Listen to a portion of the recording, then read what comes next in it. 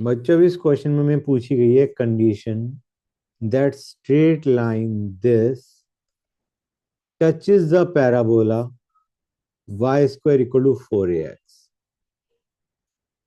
तो हमें पता है that this line touches this line touches the parabola y square equal to 4ax। इसकी कंडीशन क्या होती है? इसके लिए condition is c equal to a by m। Clear है? अब इसी को हम अप्लाई करते हैं इन आवर गिवन क्वेश्चन।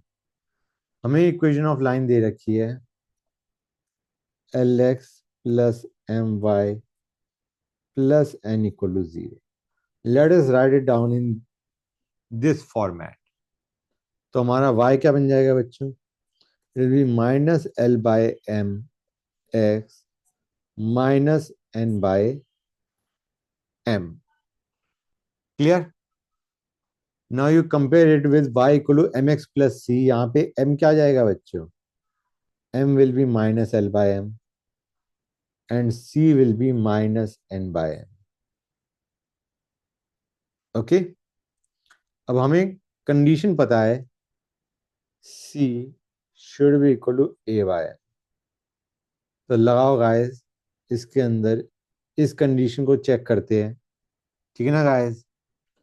यहाँ पे हमारा c क्या था? Minus n by m is equal to a by m which was minus l by m। ये क्या बन गया? Minus A M by L. Clear guys? तो यहां से जो कंडीशन आ रही है हमारी टेंजेंसी के लिए, that is N L equal to A M square बच्चों। Clear? This is the condition for the given line to touch the parabola Y square equal to 4ax। Clear बच्चों? या फिर एक काम और करा जा सकता था। तुम मैं इसे सेकंड लिखता हूं, सेकंड वे।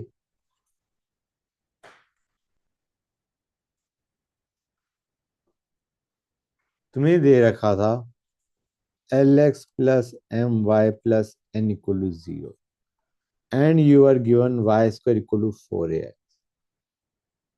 तुम्हें एक काम करो, x को इन टर्म्स ऑफ y लिखो and substitute over here. Clear है guys?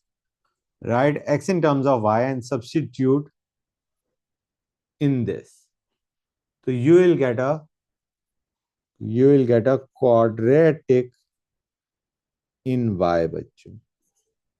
And since the line is touching the parabola, you can say इस quadratic in y का d should be equal to 0। Clear or not? पहले x को लिखो in terms of y, इसमें substitute करो, you will get quadratic in y, और उस quadratic in y में d should be equal to 0 because it is touching the parabola। Touch कर रहा है एट वन पॉइंट बेसिकली। समझ आ रहा है नहीं आ रहा है? It is touching the parabola, so your D should be equal to 0। Solve करके देखना, you will get the same condition बच्चों। डी इक्वल टू 0 से वही कंडीशन आएगी जो अभी हमने यहां पे निकाली थी। Clear guys? That's good.